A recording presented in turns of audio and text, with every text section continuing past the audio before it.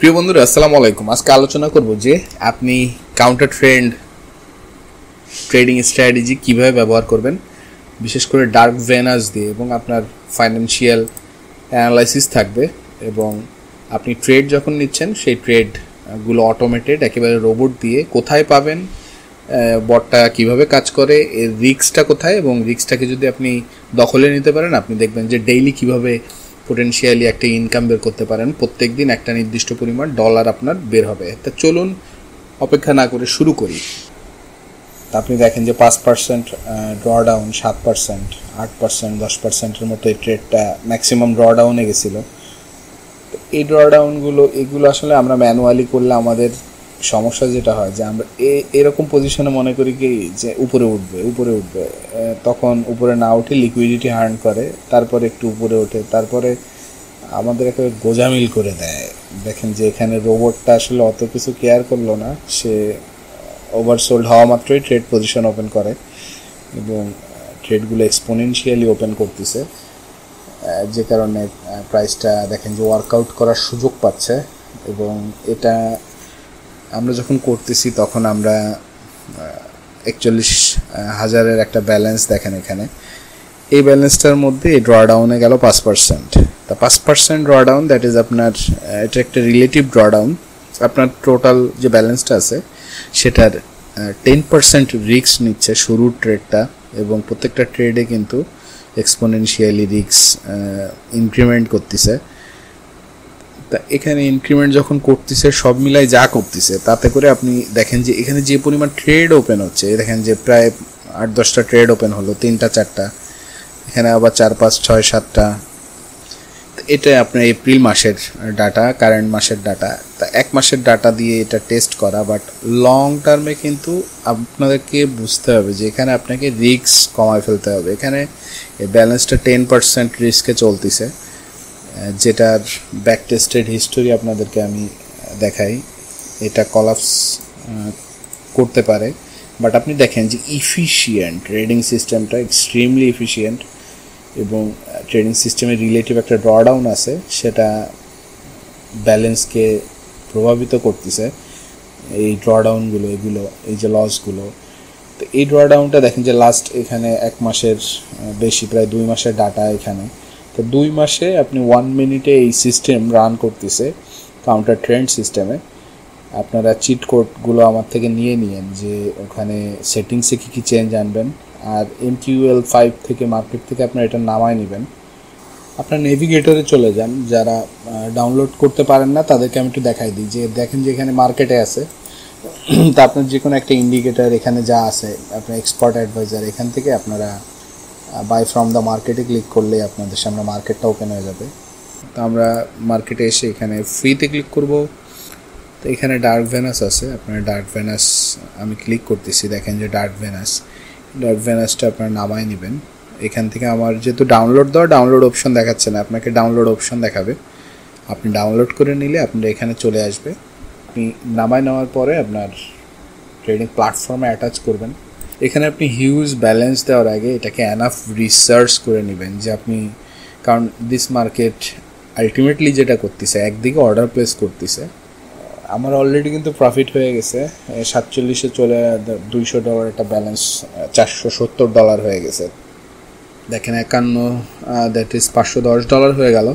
আমরা রেজাল্টগুলো দেখে নিতে পারি। যদি আসলে কনভিন্সড হয় রিসার্চ করে এবং আপনি আসলে করতে চান, সেক্ষেত্রে VPS নিতে হবে আপনাকে।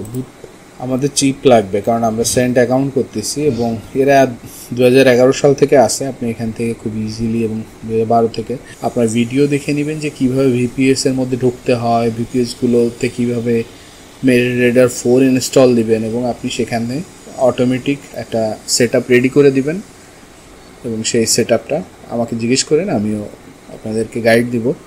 কমেন্ট করে জিজ্ঞেস করতে পারেন, ব্যক্তিগতভাবে টেলিগ্রামে, হোয়াটসঅ্যাপে যোগাযোগ করবেন। তাহলে আপনি একটা VPS নিয়ে সেই VPS-এ অ্যাকাউন্ট দিবেন। আপনারা, আমি HFM-এ রিফার করি, আপনারা HFM-এ চলে আসেন। এখানে খুব ভালো সেন্ট অ্যাকাউন্ট আছে। আপনারা আমার প্লে লিস্টে এসে যে কোনো একটা ভিডিওতে ঢুকে আপনি ভিডিওর ডেসক্রিপশানে চলে যাবেন।